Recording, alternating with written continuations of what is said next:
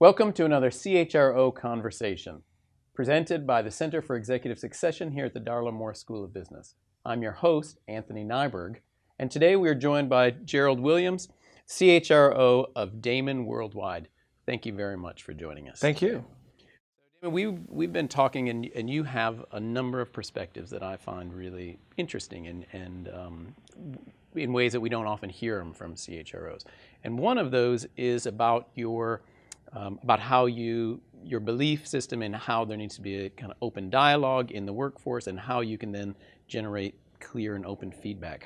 Can you describe that philosophy? Well, it's really grounded in the fact of surprises are dangerous, that organizations spend so much time and invest so much in forecasting because they want to be able to predict the future. Because if you can understand what's going to happen in the future, you can manage it, you can plan for it. Well, it's the same thing with talent, and even more so.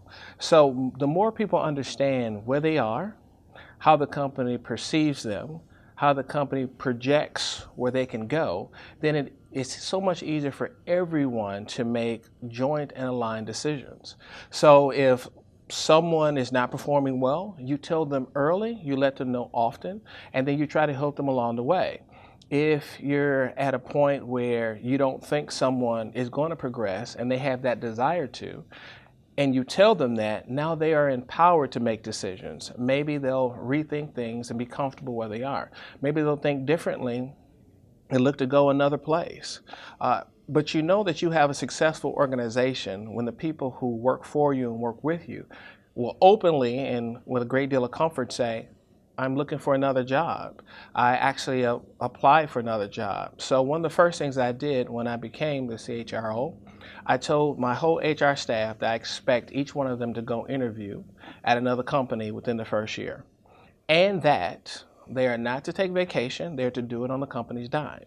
And when they come back, I would like a full report on what they learned, because the best time to learn information from an organization is when you go interview. You can walk away with structure, you can walk away with strategy, you can walk away with plans. But that's a risk on my part. But it's a risk I'm willing to take because I'm willing to be open and candid. And if they get the best deal possible, I will tell them go take it. But then now I have an opportunity to retain that talent because when you're at a point you get a resignation, it's probably too late. So if you invite them and engage them early and have that spirit of transparency, then it's going to be very difficult for someone to find a better place to work. So did that lead you to have to make raises all over the place? Were people getting counteroffers that were substantially better than what they had? For some, okay. And for some, I didn't think they deserved it, and I encouraged them to go. So it's still a healthy dialogue and a healthy situation, because once you remove secrets and everything's out in the open, then we can move forward together and people can make decisions that are best for themselves and for their family. And it forces me to have the right and tough conversations along the way. So how do you, I can see you, but your personality, right? I can see you having that with all of your direct reports. How do you encourage your direct reports to have that with their reports and on down the line? How do you create a culture like that? Well, even though the job is titled CHRO, the job is that of being a teacher. I'm a teacher. So it's a lot easier for them to see me model it. And so instead of just doing it with my direct reports, I did it with the whole team. And so now when they see how I communicate and feel what my expectations are and understand my mind and my heart, it's easier for them to do it. Do I expect them to be able to do it with the same level of comfort as I can? Or I do? No, two parts. We're different. I understand that. And my position is different. I understand that as well. But the more they see me do it and how I do it, the more comfortable they will become in emulating it. So it's that of teachers at the core of it, and I have to teach them by showing them. So clearly, I'm presuming that this is an ongoing developing skill that you've had, that you weren't just born this way. So how are you, what are the competencies you're looking for in employees that will keep this kind of spirit going and permeate it through the organization? Well, it's the kind of people that you have around you. So these are things that, what I like to say is, we will train people, but we cannot raise people.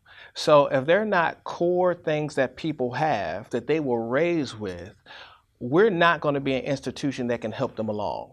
So if someone's rude and if someone's mean, if someone just naturally doesn't think about other people first and think about his or herself first, then Daymon Worldwide is not going to be the place for them. And I will do everything that I can to get them out of the organization. But if they are great people, they're willing to learn, have an aptitude to learn, want to be around great people, treat people well, they're kind and considerate, then sky is the limit with that talent. And you can train them to do a multitude of different things. People can move around and tackle things they never thought they can do, but because of who they are, they simply just need to be trained in how to do that particular thing. So it's not so much about the critical experiences and the competencies of HR. I would much rather, in many instances, take some people in and have a mix of people who've never worked in HR before. Just because they'll ask, they'll challenge, they'll question each one of us in a different way. Those of us who've been in HR for a long time, we have our HR philosophy well developed, but that needs to be challenged at all times. So if you have that right blend of people and they're all good people, then you can do great things. So, and right along those lines, one of the things you expressed to us about being successful going forward really involved, the way I'm thinking about it is being courageous. You were talking about really pushing the envelope, taking chances, not being afraid to fail in that way. So I'm gathering this is for you, for the people that work for you, you need them to have that courage. So kind of along those same lines, how do you foster that in your organization? Well, you challenge them, but you help them, but you create a safe environment, and you let them know that it is okay to fail, that the rewards of being wrong sometimes outweigh a steady dose of being right on safe and systematic things and taking these safe bets. But you need to take some big risks sometimes in order to be successful, in order to be innovative and do things a different way. So if it were about talent and doing it the same way as everybody else, I would hate it.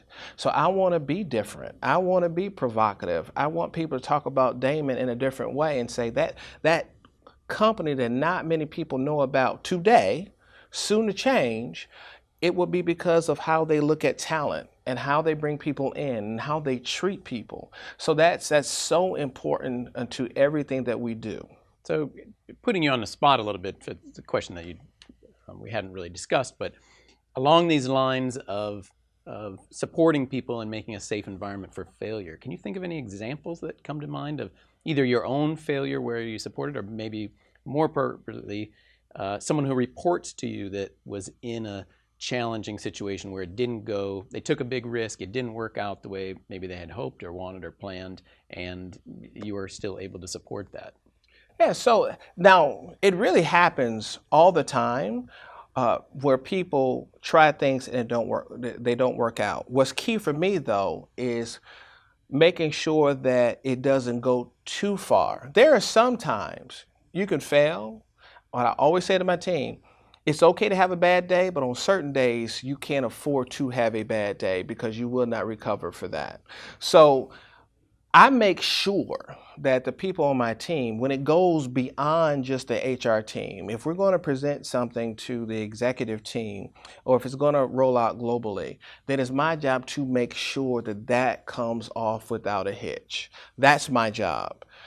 When we're within the confines of our HR team, that's the time to make mistakes. So I'll have people come in to the team and talk about projects they're working on. And it's not a firing squad. It's a time to dialogue and challenge and do things a different way. So to answer the question specifically, I make sure the big risks and the big failures don't happen because I own those, because they impact the organization and usually tied to heavy investment. But the smaller things, and hey, let's try this, that might be a little different. Let's try that's a little different. Then let's pilot it, let's take it with a smaller group, and if it doesn't work, then so be it. So let's try a different way of performance management. So instead of having 5 categories of assessment, I know I want to get to just eliminating assessments at all. I don't want ratings at all.